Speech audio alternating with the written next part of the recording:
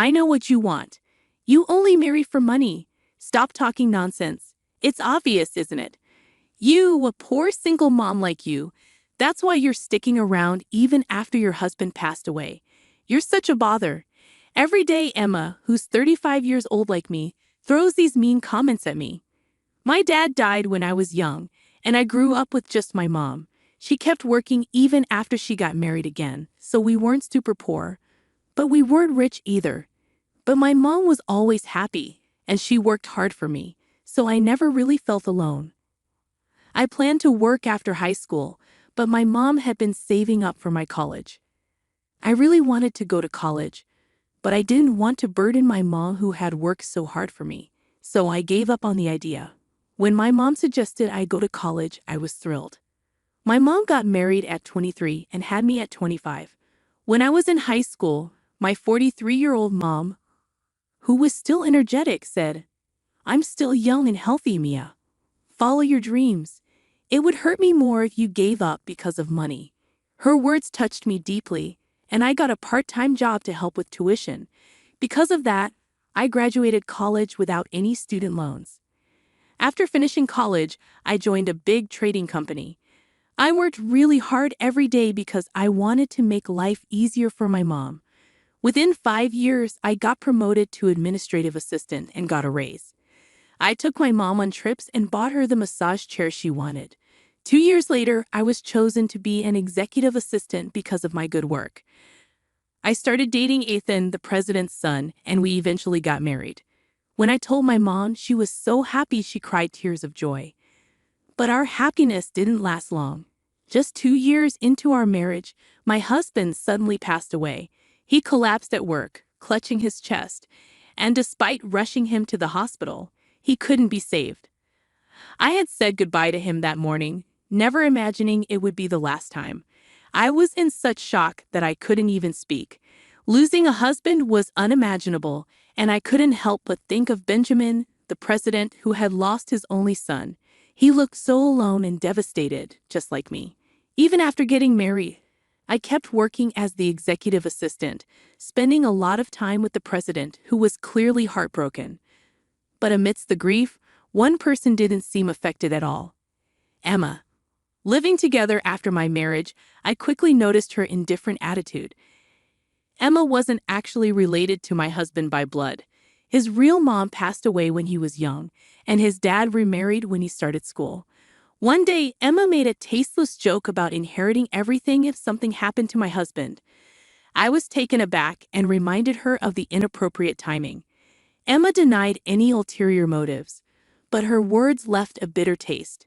It was evident she had her eyes on my husband's wealth, despite her protestations of love and loss. Emma seemed to believe I'd leave immediately after my husband's passing, but I stayed. Benjamin appeared strong at work, but I could see he was overexerting himself. I couldn't fathom handing over our home to someone like Emma. Plus, even though it had only been 2 years, our house held cherished memories of my husband. I wanted to linger in those memories for a while longer. Emotions aren't easily let go. The time I spent with him was precious. He once mentioned that Emma felt more like a roommate than a mother to him. She was frequently out, sometimes not returning until late when Benjamin was away on business. But my husband didn't want to burden Benjamin, who was already busy with work, so he kept his concerns to himself. Surprisingly, Emma acted very differently when Benjamin was around. It was like there were two sides to her personality. When Benjamin left for work, Emma would bid him farewell with a smile. "Take care of Ethan for me," Benjamin would say. Emma would respond warmly, assuring him that Ethan was precious to her too, and that she trusted Benjamin to take care of him. Once Benjamin was gone, Emma's demeanor changed. Her smile faded, and she would make plans to go out with friends or to the movies. When I questioned her plans, she would brush it off, reminding me not to trouble Benjamin unnecessarily, as he was working hard for us. "If you say anything, he'll worry and won't be able to focus on work. Just study quietly at home every day, all right?" Got it. That became our routine, but Benjamin didn't seem too bothered once he got used to it. In fact, he preferred not being the center of attention. As a child, he saw Emma as more of his dad's wife than his own mother.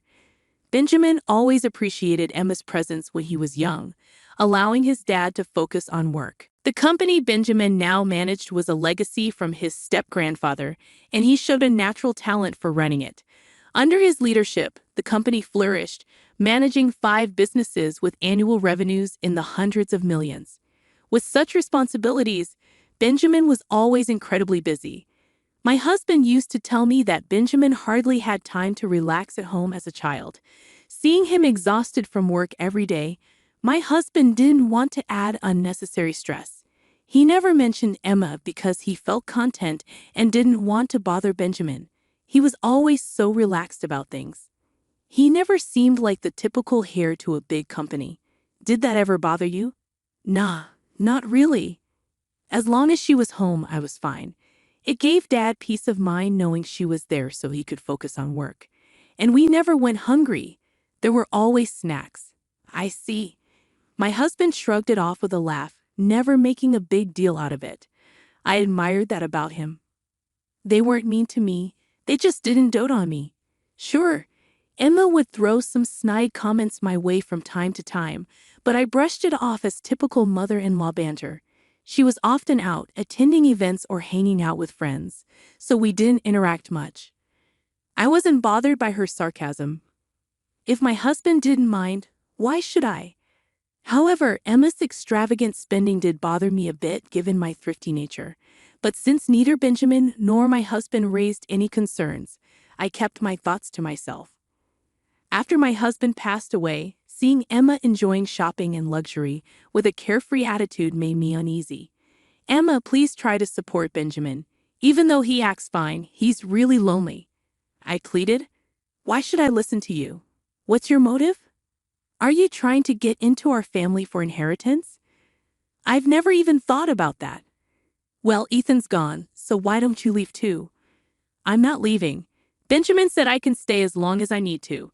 Emma gave me an irritated look but didn't say more. She probably felt relieved that she wouldn't have to worry about me inheriting Benjamin's wealth. 3 years after my husband's passing, Emma's irritation towards me grew. Her sarcastic remarks became more frequent and cutting. Whether at home or in the office, I was always by Benjamin's side.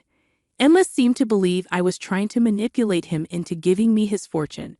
It was painful to be seen that way, and I started to question if staying in a house without my husband was right. I could see Benjamin's struggles at work every day. Maybe it would be better for me to go back to my single mom's house instead of enduring Emma's sarcasm. My mom was turning 60 this year, and it had been 3 years since my dad passed away. I began to contemplate my future. When Benjamin collapsed, he was lucky to survive, but it seemed likely he would need ongoing care even after leaving the hospital. At the company, things didn't immediately fall apart because Benjamin had trained his successors well. However, Emma's attitude changed noticeably. He got what he deserved. He's been so tight-fisted lately. What do you mean tight-fisted? Our credit card limit has been reduced, and our expenses have been cut. Is the company struggling? I don't think so, Emma. It turns out you missed your husband's 3rd anniversary ceremony last year because you were hungover from the previous night's wild outing, as revealed by the credit card bill. It appeared that Benjamin, who rarely intervened in Emma's spending, had finally taken notice. Missing their son's 3rd memorial was a breaking point for him. In his anger, Benjamin decided to restrict Emma's access to money. However, she still received enough for a comfortable life, so there was little reason for complaint. Benjamin himself mentioned concerns about the company's finances. Losing Ethan hit him hard, and things took a turn for the worse. Benjamin said that? Don't act ignorant. You're aware too. How does losing one son justify jeopardizing the company? I genuinely didn't know. And yet he's telling people, despite his condition, I'll rest at home and live a long life. He's been saying the doctors predict he could live to be 100. Well, that's positive news. It's not as positive as you think. If he needs care for that long, it won't be easy. Emma's nostrils flared as she launched into a rant about Benjamin. Hearing her describe him as dull and annoying left a bitter taste in my mouth. After all, who had been funding her luxurious lifestyle? Even if Benjamin's company was struggling, couldn't she at least offer him support? But then Emma said something even more shocking. "I've decided to divorce him." What? Just think about it. The company might be in trouble. What if we end up in debt? It's only sensible to settle the property and leave before we run out of money. Are you really planning to abandon Benjamin when he needs help? I can't handle taking care of a sick old man with no money left. I'm going to take what I can before his will disappears and then leave. Is that your plan? Emma's words, spoken as if she had come up with a brilliant idea, filled me with disgust. However, just a week after that conversation, Benjamin's health took a sudden turn for the worse, and he passed away unexpectedly. He's gone too, just 3 years after my husband passed. Everything felt like it was closing in. Benjamin's voice echoed my husband's. Sometimes talking to him felt like talking to my late husband. Not being able to hear his voice anymore, it's unbearable. Oh dear, he's passed away. What about his assets? His company hasn't collapsed yet. Maybe he died before taking on debt for my sake. This means all remaining assets are mine.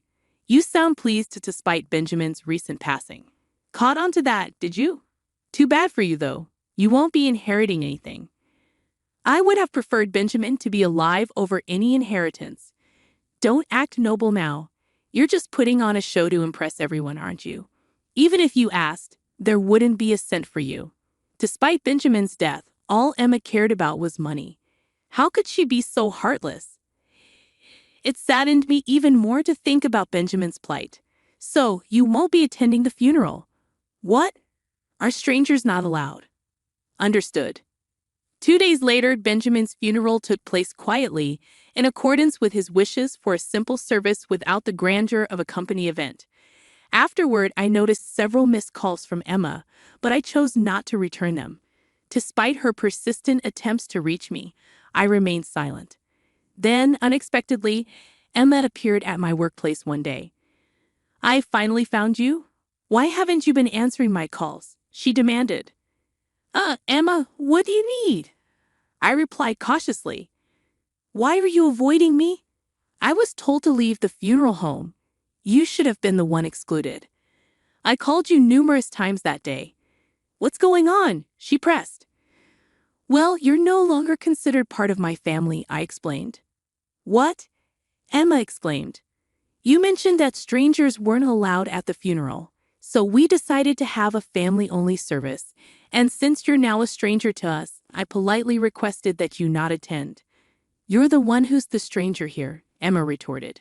"No, actually, it's you who's the stranger," I clarified. "What do you mean?" Emma questioned.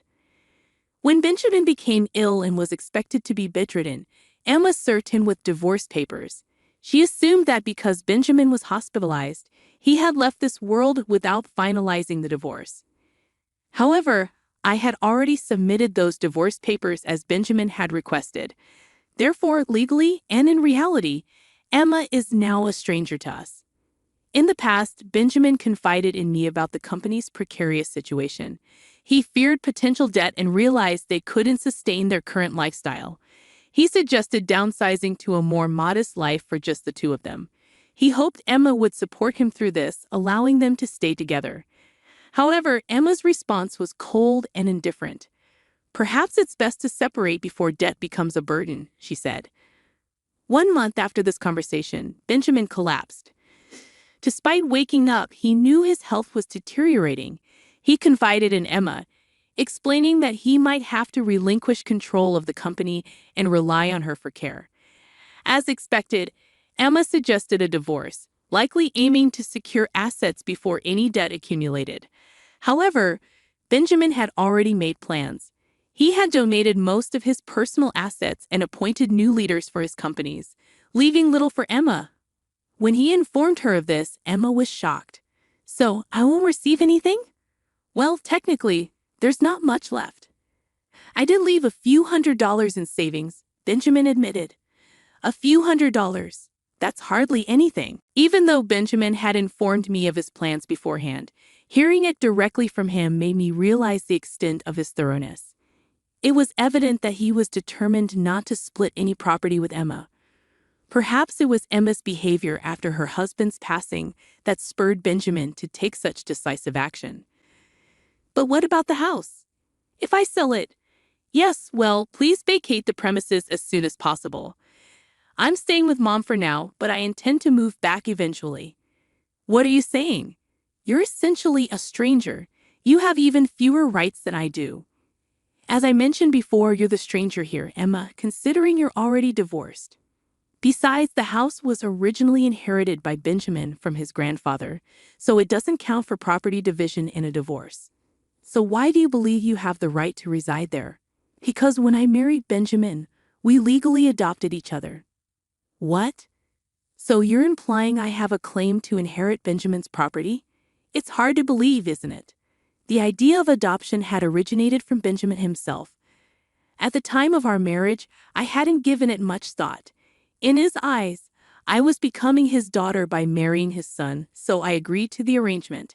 However, I never disclosed this information after my husband's passing, fearing that Emma would misconstrue it as me being motivated by the family fortune.